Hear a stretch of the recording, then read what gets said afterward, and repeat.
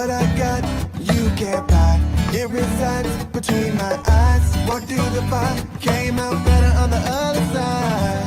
See, life's like a beach if you find the same. And right now, I'm feeling like 100 grand. You are listening to Inspired Insider with your host, Dr. Jeremy Wise. Dr. Jeremy Wise here, founder of InspiredInsider.com, where I talk with inspirational entrepreneurs and leaders. Today is no different. I have Jason Wright of Wilde Brands, probably my favorite chips on the market of all time. And I'm not just saying that. I actually ran into Jason's brand at the CrossFit Games, and I was like, chicken chips.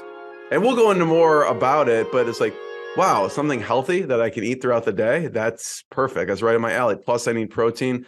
But before I formally introduce Jason and the background of the company, I just always like to point out other episodes people should check out of the podcast, Jason. And speaking of chips, I had Cameron Healy on, who founded Kettle Chips. And he talks about his journey. Not an easy journey. You think, oh, they've made it. They're in all these stores. He talked about manufacturing issues and all sorts of issues. It was fascinating to hear how he grew it. And then also, I love to have my favorite snacks on the show. Leaving low-fat foods behind with Susie York. She's founder of Love Good Fats. So they're like a delicious, I guess, I don't know if you call it a snack bar, but it's delicious. It's chocolate, peanut butter. I had Mastering the Ancient Art of Kombucha with Holly Lyman. One of my favorite kombucha brands, Wild Tonic. Amazing. And then one of my favorite stories, Jason, I was at the Sweet and Snack Show doing interviews, and I interviewed James Cruikshank of Treating Cards. And he was 7. I think he was 7 at the time. I was so impressed with him and just what he was doing with Treating Cards. And it was like, he was trying to save up money for a gaming console. And after trying these candy cards, so it was like a card, it's TREETING that he'd give, but like there's a pack of like candy that was attached to the greeting card. And I thought it was really innovative. It was so cool to see a young entrepreneur at that age. So who knows where he's going to be when he's older. I think I looked at their site the other day. I think he's 16 now. So maybe that was like a while ago that I interviewed him. But just check those out and many more on InspiredInsider.com. And this episode is brought to you by Rise 25. At Rise 25, we help businesses give to and connect to their Dream 100 relationships and partnerships. How do we do that? We actually help you run your podcast. We're an easy button for a company to launch and run a podcast. We do the full strategy, accountability, and the production execution behind the scenes. We call ourselves, Jason, kind of the magic elves that make everything happen and make it look easy for the host so they can just show up and talk. For me, the number one thing in my life is relationships. I'm always looking at ways to give to my best relationships. And I found no better way over the past decade to profile the people and companies I most admire on this planet and share with the world what they're working on. That includes Wilde Brands and Wilde Chips. So I'm excited to introduce Jason Wright. He's the founder and CEO of Wilde's impossibly delicious high-protein chips. It's crafted from chicken breast. It's got egg whites and bone broth, super healthy. I was always trying to get my fill of protein every day, as my trainer says. So this is a perfect thing for me to have. He's on a mission to change the way we snack by proving that comfort foods, doesn't have to equal junk food. He's a seasoned executive. He's worked in this industry for a long time, actually, in general. And he's also a patent holder. So Jason, thanks for joining me. Hey, Jeremy, thanks for having me. And what a great introduction. I really, I don't know if all that's true. I don't know if a seasoned vet is what I would call myself, but I am an entrepreneur who will not take no for an answer. And so I think that's how I got here today. Yeah. I mean, we'll talk about what you've learned. I mean, you worked for Palm as a national sales manager. You worked for Yumnuts, Natural. I mean, you work for so many brands and help them grow. So now you're helping your own company grow. I kind of wanted to start, Jason, we'll talk about the idea, but talk about, first of all, the evolution of the flavor. So you could see, if you're watching the video, you could see we are looking at, my favorite personally is sea salt and vinegar. And we're seeing buffalo chicken, Himalayan pink salt, chicken and waffles. Talk about your favorites, but also like what do you start with? What was the original product and the evolution of the flavors? When I created Wilde, we started with traditional potato chip flavors. So salt and vinegar and Himalayan pink salt were my first two products. As we started developing new concepts, we learned that if we take classic chicken dishes and try to use that as inspiration and then create a healthy snack based on that, chicken and waffle, based on buffalo, based on Nashville hot, that consumers really connected between our product crafted from chicken breast and the flavor that they could recognize on what, a classic chicken dish. So that really started to hit home with consumers. And that's what we do, as today. We take classic chicken dishes and we use that as inspiration, and we bring to life a very healthy snack that reminds you of that classic chicken dish. So you started with the sea salt and vinegar, Himalayan pink salt. How do you decide how many more flavors? Because it seems, it's expensive, right? To launch a new flavor, how do you decide to launch a new flavor? Do you test it? How does that work? Yeah, we start with, again, the classic chicken dish. So like internally, we're launching barbecue. That really is kind of a summer staple, barbecue, backyard, grilled chicken. And so that really was a flavor we felt like we needed. We had a lot of fans asking for that flavor. We also are working on new concepts. Spicy queso is one, again, something that you could imagine that would be on chicken. But to your point, it does get complicated when you have that many flavor profiles and you own your own manufacturing facility. And so it becomes complicated. How many flavors can you possibly manufacture in a week? And so, I think we're in a good spot right now. We have 6 unique flavors that all sell very well. We'll be adding maybe that 7th kind of towards the end of the year in spicy queso. I think that's where we kind of stop for a little while. We pause and we kind of, just stick to those 7 core items for a while. I do think that there's I always like to say the sky's the limit with Wilde, because we could think about around the world flavors, think about in other countries and you got, maybe a Korean barbecue, you just have so many options that you could do. So I think there's a lot of flavors that you could do with our product. But for right now, I think we're going to kind of pump the brakes at 7. What are your favorites? You have some, I think, around you there. I don't know if you could hold it up. So I'm a fan, chicken or buffalo has always been my favorite. It reminds you of a buffalo chicken wing. It also, I always tell people this is all the love of wing night minus your napkins. It truly reminds you of a buffalo wing. And then the one that's coming out and something I've worked on very hard is barbecue. I did not want this to taste like your traditional barbecue potato chip. So this really takes the grilling, the kind of smokiness, the peppery of like a backyard barbecue, and it really puts it into Wilde chips, barbecue protein chips. So I think we captured everything that you are going to do this summer when you break out the grill and you use your favorite barbecue sauce on chicken breast. And I'm excited for people to try it. I want to talk about the first batch that you made versus the process to come out with the barbecue flavor. So take me back to the first batch. I would love to reach out to the folks who tried the first batch and apologize, because this product had never been done before. And, when you don't know what you don't know, you make mistakes, things happen. it takes time to figure out. It takes time to perfect it. And, it just, the first batches I can remember, the texture was not. Was it in the kitchen or where were you? It was in the kitchen. Yeah, I started in my apartment in Boulder, Colorado. I also worked with a local friend of mine who had a kitchen. He does a lot of work for other brands for products, and he had a kitchen there in Boulder. And so we worked there to try to come up with what I call today the wild potato.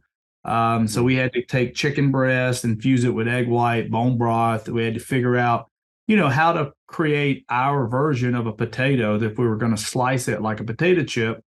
I was working with Colorado State University at the time.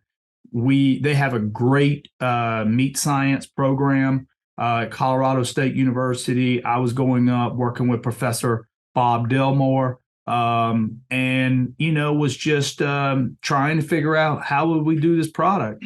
The first time we made Wilde outside of our kitchen there in Boulder, we made the Wilde potato at Colorado State University. They have some equipment there that we were able to take advantage of and use, and then we shipped that down to a pork rind facility.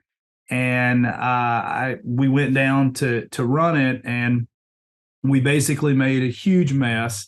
We shut down the facility due to all of our product kind of got captured within their fryers because we did not need fryers for this product. But in the early days, we thought we did.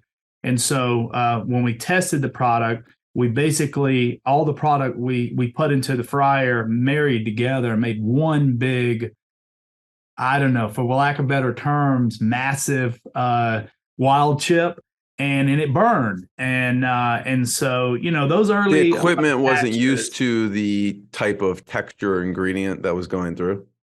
Yeah, when you look at a pork rinds are rendered down. So they take the skin of a pig and they render it down, and they create what they call pellets, and so they actually fall like marbles.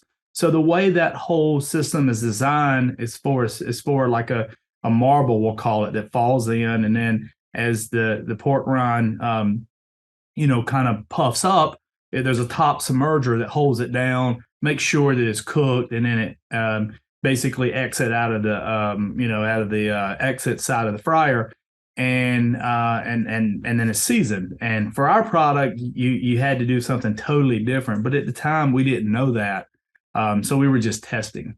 Yeah, where did the idea come from? I've always loved potato chips, and potato chips never loved me back. And as I got older, that really presented itself. And so at the bottom of a potato chip bag back in 2017, I had this kind of eureka moment, and this question popped in my head. And basically the question was, could I replace the potato with chicken breast? I wanted something that was healthier. I wanted something that did not lose the crunch. I wanted a classic potato chip crunch that was very important to me. I wanted to start with real food first. I did not want to achieve this by, taking protein powder and making a functional, nutritional product. I wanted to create a product that I felt good about eating, but I didn't lose the taste and texture of traditional potato chips. So that was where the idea sparked. And I'm a guy that once I get it on my head, I go down the rabbit hole, and there's really no turning back until I either figure it out. Really, it's till I figure it out. I just won't stop. You have this never give up mentality. And I'd love for you to talk a little bit about your upbringing, because I imagine it has something to do with that. Yeah, my upbringing, I'm from South Carolina, from a small town in South Carolina. I grew up, my mom and my dad split when I was very young. So my mom raised me. She worked third shift textile. And so I learned from her, what hard work meant. and I watched her, just never take days off and just work basically to put food on the table. And there was just a hard work ethic instilled in me since I was super young, and I just never forgot that. And then if I kind of take a step back, people ask me all the time, like, why take so much risk? And I think you have to realize where I came from. I didn't really have a lot to lose. It's not like I started midway or upper tier of the ladder. I kind of came from nothing, started from nothing, and so I was comfortable being at the bottom. And I always viewed life as there was only one way I could go, and that was up. So the risk factor wasn't really a problem for me because I was already comfortable living at the bottom. In growing up, junior high, high school, what did you think you wanted to be when you grew up? It's funny because I always knew I wanted to own my own business, but I did not know what that looked like. Why is that? Was there someone in town or someone that you were close with, or what was it? I just viewed that as the ultimate kind of way of kind of controlling your own destiny. And I will tell you, right when I graduated high school, I started selling cars. I worked at a car dealership the summer between high school and going off to college. And I really thought that was going to be my calling. I thought early on that, maybe I was going to own dealerships. And I really enjoyed it. I enjoyed meeting people. I enjoyed the sales side of it. I looked up to the owner of the car dealership, which was a GMC Pontiac Buick dealership. Anyway, and so that kind of, I guess, in the early days, I thought maybe I was going to be a car dealer. But as I got into college, started opening my eyes to other things. I went down the path of working for a clothing apparel company. And through that apparel company, I fell into modeling, believe it or not. And that got me out of South Carolina and into New York, where I spent 10 years. But in the early days of New York, and in modeling, that's when I became very conscious and obsessed of what I was putting in my body, and really realized that food made me feel certain ways, a better way than I'd been eating in the South.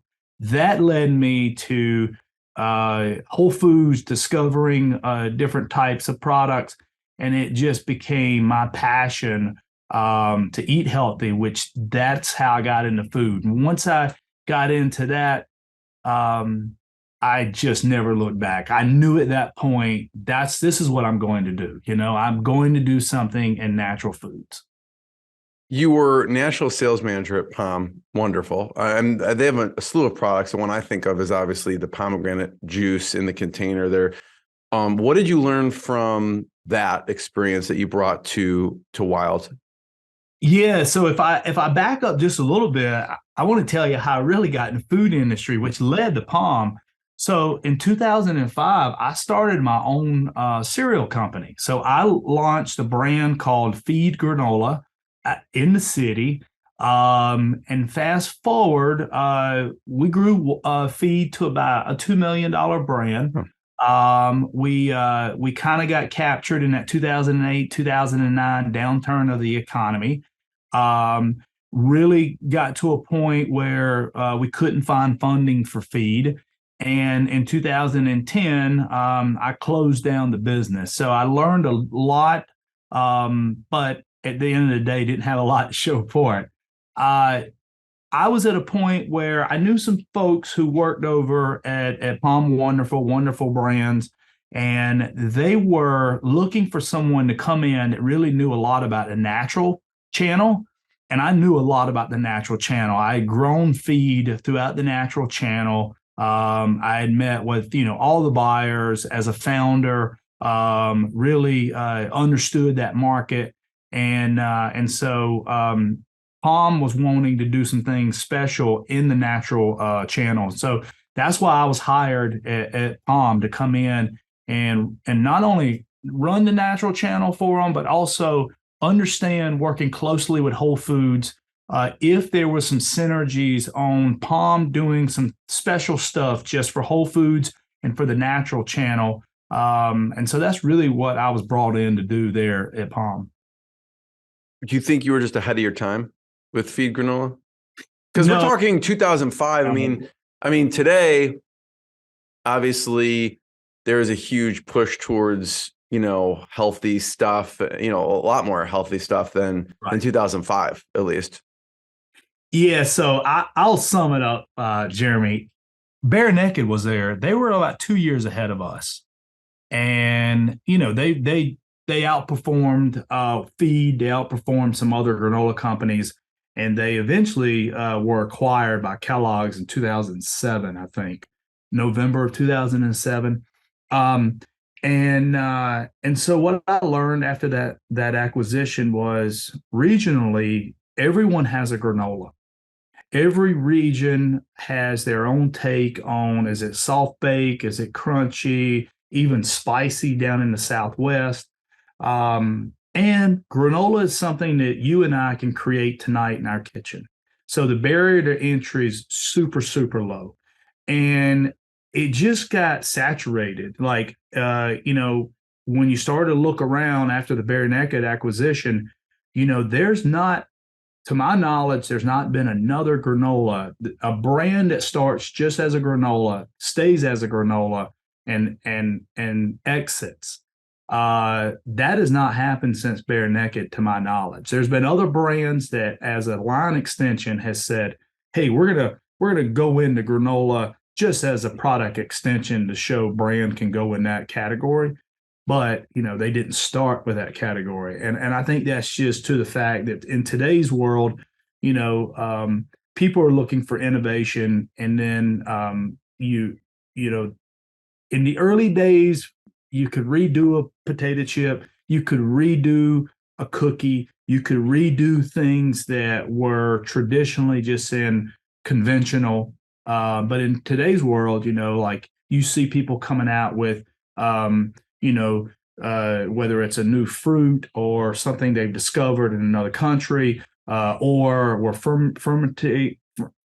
using fermentation, on certain products and things like wild chips that had never been done before. So I think today's competition is just so much more tough. So the Feed Granola kind of led you to the next natural foods companies, and including the Yumnuts and then Palm. What did you learn at Palm from being the national sales manager that you take to Wilde? Well, I'll tell you what I learned, and it was not on the sales side. The resident was very keen on vertically integrating their businesses. So when they would buy, for example, when they bought the farm with the pomegranates on it, they planted more pomegranates. They expanded their production, and then they built the facility to clean, package, or squeeze, turn into juice the pomegranates. So I learned then about vertically integrating from owning the farm to the facility to the brand. And I really took notion at that. And so when we started Wilde, I really set out from day one. I wanted to build my own manufacturing facility. In the early days, we worked with some co-manufacturers just because we were trying to get proof of concept before we went and built our own facility. But day one, I thought, how can I, really controlling your quality is all about being able, in my opinion, to control, from the raw ingredients coming in to the packaging, leaving, off to the distributor, off to the retailer. Yeah. They own the supply chain. Were able to control quality. You mentioned barrier to entry, right? And because this had not been done, really, you decided, at what point did you decide we just need to create our own manufacturing facility? Because again, that's labor intensive, it's time, it's now something, it's kind of like, I don't know, renting versus buying, right? It's like the furnace breaks. Hey, you need to send someone over to fix the furnace as opposed to spending the money. If you own it, now you have to fix the furnace. So what was the decision to actually do it? And, how did that process work? Yeah, so 2019, we raised capital, and one of the investors really encouraged the board and me that, hey, we believe we should look at building our own manufacturing facility. So in the early days, we were working with some co-manufacturers. We were doing what I call the Wilde potato in Chicago, and then we would freight to Virginia to crisp, season, and package. And as you can imagine, the economics were not pretty. But we used that to get proof of concept. And by 2019, we had enough of proof of concept that people around the table were encouraged and confident enough that they thought, let's go build our own manufacturing facility. So 2020, we discovered or found a site here right outside of Lexington, Kentucky. And we teamed up with Ron Tierney and his son Patrick Tierney, which are two real estate developers here in the great state of Kentucky. And we went to work, and we built a 50,000 square foot facility where on one side of the plant we bring in fresh chicken breast, just like you'd buy at Whole Foods, and bone broth and egg white. And on the other side of the facility, we are crisping, seasoning, and packaging product. And so that process took about 8 months to build. And I would tell you, if I hadn't have done that, I think where we're sitting today, I hate to even think about what it would look like, because I think none of us would want to see what it would look like today had we not made that decision then. Jason, at the point now, it takes 8 months to build your own manufacturing facility. What was distribution like right before the manufacturing facility? Where were you across the country? We were in Whole Foods, who was my first customer from day one. We were in the natural channel, so Sprouts, Fresh Market, natural grocers. We were selling Amazon, and we were selling on our own direct-to-consumer, our website. And outside of that, we were not really anywhere else. I had made the decision early that we were going to really prove the concept out before we tried to scale it. And I really just stuck to the natural industry. And we were nervous about, in the early days of working with co-manufacturers and having our equipment in there, we were nervous about production, controlling our own destiny. So we were not expanding until we built that facility. That's a huge undertaking. I mean, you're managing the whole business, you're distributing, and I don't know how much time, it's got to be another 2 full-time jobs starting up this new manufacturing. How did you manage it all at that time? I've got some great team members. I've got Philippe Barnoud, who was operations manager at Crave Jerky. He joined me in 2018, and he really took on a lot of the build out. I was there every day as well, and yes, it was a difficult time trying to run a brand, trying to run a project where we were building a manufacturing facility, trying to order special equipment. There was a lot of it just all kind of blends together. There was no like start stop, no days off. But we had to do what we had to do, and this was the really turning point of Wilde. Talk about Whole Foods for a second, and first getting into Whole Foods. Yeah, so day one, from my feed days, had some relationships there, and they were the first retailer on my radar. I worked with David Lafferty, who's a good friend of mine. I also worked with David McCormick and David Woods, the three Davids. And these guys believed in what I was doing. They supported me. The early days, we had a lot of out of stocks where we just could not produce the product needed. And a lot of retailers get upset, and I understand why. They do not want empty shelves. There were days when I thought I was going to get the phone call that David would say, Jay, we like what you're doing, but at the end of the day, you can't keep us supplied. And so when you figure it out, come back to us. But for right now, I need to take you off the shelf. And that day never came. David Lafferty stuck with me, supported me. He believed in the concept. It was unique. It's something that's never been done before. There really wasn't a replacement out there for it. And so he stuck by me. And I thank him, till this day, I when he and I get together, I'm like, man, you really, I would not be here without you, David. That's pretty amazing. And then what is it like today working with Whole Foods? Yeah, today is, very, very similar. Those guys still support me. If I have a new flavor launch, they'll always love to be the one that gets the flavor first. We've even toyed around with some unique, exclusivity or some concepts that we may do in the future. They are still one of the largest customers that I have. I really value their relationship, and I think I'm a big Whole Foods shopper myself. For the last 20 years. I've lived beside a Whole Foods.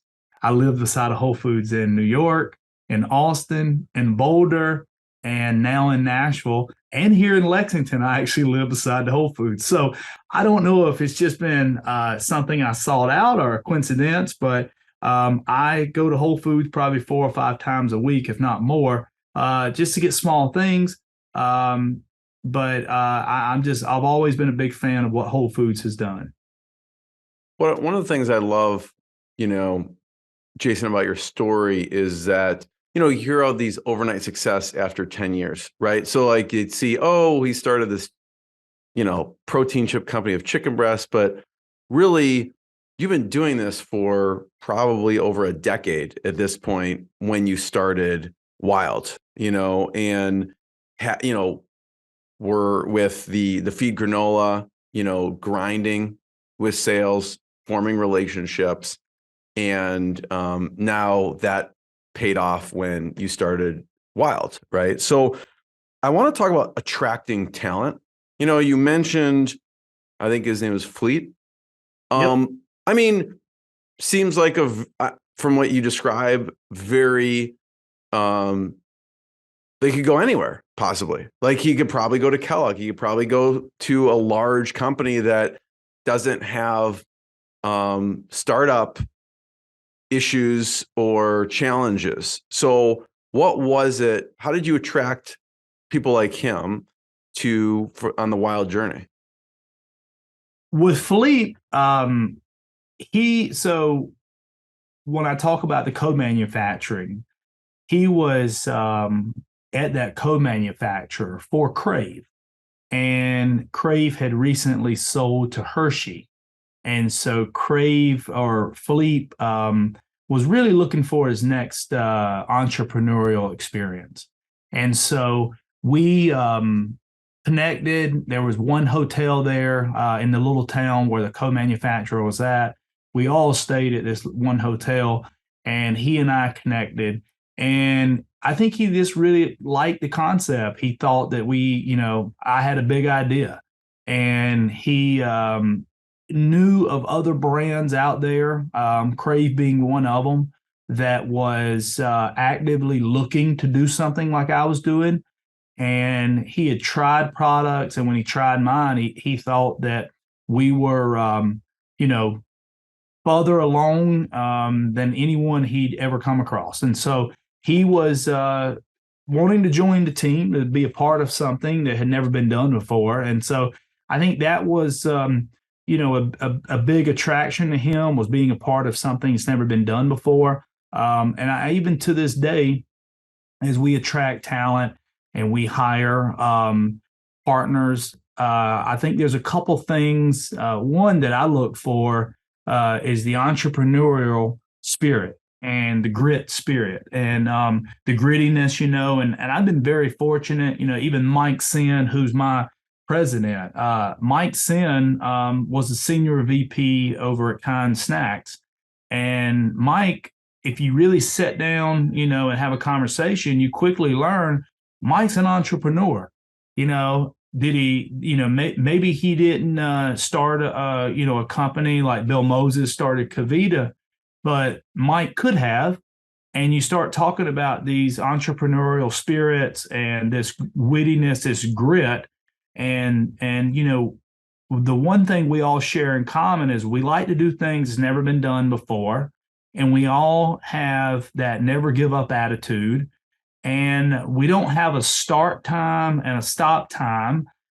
The passion is really moving the needle forward. And that requires, working all the time. But that lifestyle is not really work to us. We enjoy seeing things, progress. We enjoy seeing progress being made. And that's what's attracted or helped me hire a lot of our team members as we move forward. And I think the attraction on the opposite side is, here, let's be a part of something like Wilde that's never been done before. Talk about some of the advisors. Bill Moses is a huge advisor. Bill Moses started Kavita, was acquired by PepsiCo. I want to say 2017. Bill and I met at a trade show where he tried the Wilde chips for the first time and just really liked the product. He believed in the concept. He believed in me, and he was a huge advocate. He basically led me to Alan Karp, who is my largest investor over at Karp Riley. And without Bill, I don't know if Alan would have found me. But Bill really was a huge supporter, and he is to this day. He now has Flying Embers, which is a hard kombucha canned cocktail, and Bill and I probably talk 4 or 5 times a week. He's always giving me advice, and he's always telling people in his circle about me and about the awesome product we have at Wilde. So. He's a huge supporter, I have a laundry list. I wouldn't be here without a lot of support by a lot of smart people. Ambassadors, right? So you make this chip, it's for you, but when you put it out in the world, certain people are attracted to it. So talk about some of the ambassadors out there who have really taken to it and spread the word. So we really found a niche in the CrossFit community. Last year, Wilde was the official protein chip of CrossFit. So we went to the CrossFit Games August of last year, August 5th through the 7th.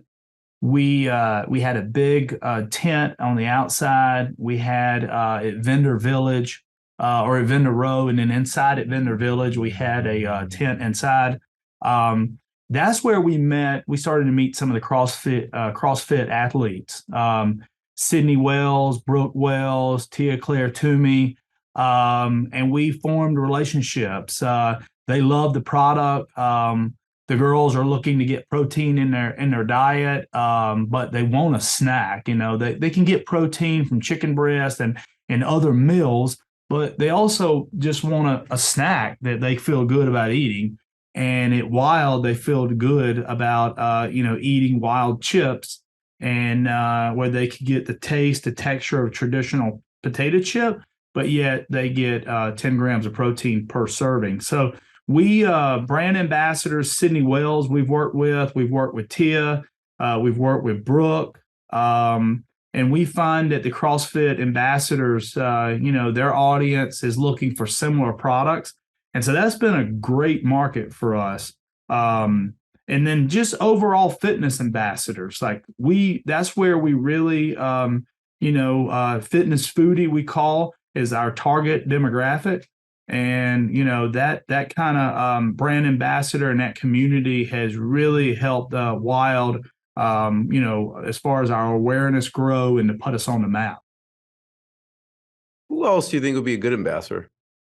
Or is anyone or reach moms? When I look at kids with who love chips and crackers and cookies, we have chicken and waffle, which I believe chicken and waffle, and I've seen it with my own eyes. Kids love it. The waffle, the maple syrup has that sweetness to it. But from the mom side, they love giving their kids chips that has protein or has something more than just empty calories. And for kids, they have no precondition on comparison, right? They're discovering a lot of things for the first time. And so when they have Wilde, it's a win-win. They get the crunch that they want. They get the flavor they want. Moms feels good about the nutritional benefit of Wilde. Yeah, for sure. Is there anyone else you call upon for advice in the industry when you're facing a decision that you have to make? Yeah, Jerome Mativier, he's one that comes to mind. So Jerome is the CFO at Nature's Made. Jerome was the CFO of I'm drawing a blank on the Naked Juice. I don't know why I draw a blank there. But anyway, so Naked Juice, which is owned by PepsiCo or was owned by PepsiCo, he was the CFO there. He's been a friend of mine for 20 years, and he's a board member, and I call on him for advice. He's a well-seasoned vet in our industry, and I call on him for advice. I could go on and on. I call on my own team members for advice. Mike Sin, who's a senior VP at Kine and now the president of the Wilde. I call on him for advice, and there's just many more that I'm drawing a blank on. But there's a lot of folks out there that I call on for advice. Talk about this. So I was on your site. If you're looking at the video, there's a bunch of ambassadors here. How did these people discover you? We got into, whether it's the music industry, of us being now in Nashville, or it's just extreme sports. A lot of these people, Matt and Jake here, we discovered them. They wrote in and said, "Hey, we love your product." And they were just looking for some free product. And we partnered with them, and then we had them basically show the love of what their sport or their talent through music, and then how do they eat Wilde, or how do they enjoy Wilde while they're chasing their dreams and their passion. And so we wanted to highlight that. You'll see us this summer. We're going to highlight more of folks, ambassadors who have found Wilde, discovered Wilde, and integrated Wilde into their everyday lifestyle. And we want to fuel their passion as they follow their dream, just much like, that my dream was to create a protein chip that we could all feel good about eating. And we want to help people, on their quest to really, discover their dream or find their dream. We want to help fuel their passion. Yeah. Jason, I have one last question. First of all, thanks for sharing your journey with Wilde Brands, and people can check it out at Whole Foods or local grocery store. Wilde Brands is WILDE brands.com to learn more. You can get it on Amazon. You can get it on their website. I'm a huge fan. I'm a avid customer. So whenever I'm in a grocery store, I'm always looking for it. So thanks for what you do. I love the product and consume it weekly. Your favorite snacks? Last question. What are some of your favorite snacks that you like to consume? Well, back to where I started. So if you look at my refrigerator to the right, there's 7 Faggi yogurts in there. And beside there, I've got whether it's RX Bars granola, Bakery on Main granola, Purely Elizabeth's granola. So I go back to my roots of how I got started. Like, I love snacking on yogurt and granola. I've always done that. I'm a simplist. I'm very simple as far as, and I'm a creature of habit. So when I get hooked on something, it's hard to turn me off of it. So really, yogurt and granola is my go-to snack. And Wilde chips. I mean, I do have the luxury of walking across the street here behind where I'm at and eating hot chips off the line. And I got to tell you, when you eat a hot chip off the line, it's almost like the Krispy Kreme donut hot signs on now. Once you have that experience, it's hard for you to go to the store to buy it, So I do eat Wilde chips every day. I'm a big fan of snacking on Wilde, and I'm a big fan of snacking on yogurt and granola. And then I think that you were saying before we hit record about some kind of special ketchup that you like too. Sir Kensington. So Scott, which is one of the founders of Sir Kensington, Scott Norton, he reached out to me during Expo this year. And, I've been a huge fan of Sir Kensington growing up in the Carolinas. I love ketchup. I put ketchup on everything. I discovered Sir Kensington probably 10 years ago, maybe. And just been a huge, I don't get kind of, I don't know if starstruck's the right word to say, but, I don't ooh and ah about someone who created a product that often. But when I met Scott, I was like, oh, this is a Sir Kensington guy. And, I have cases of Sir Kensington in my apartment. So fast forward, he and I have started talking. He's now at a fun Devonshire and out of Boston. And there's potentially that we may form a partnership. So I'm super excited about getting to know Scott and his team, and just the fact that they created Sir Kensington and they had that experience of bringing a brand to market was a huge deal to me. So enjoying getting to know that know Scott and his team over at Devonshire. Jason, I'm the first one to thank you. Thanks for sharing your journey. Everyone check out wildebrands.com to learn more. And thanks, Jason. Thanks, everyone. Hey, Jeremy, thank you so much, man, for all you do. It's been a great conversation, and I'm looking forward to having many more with you. What I got, you can't buy. It resides between my eyes. Walked through the fire, came out better on the other side. See, life's like a beach if you find the sailing right now. I feel like $100 grand.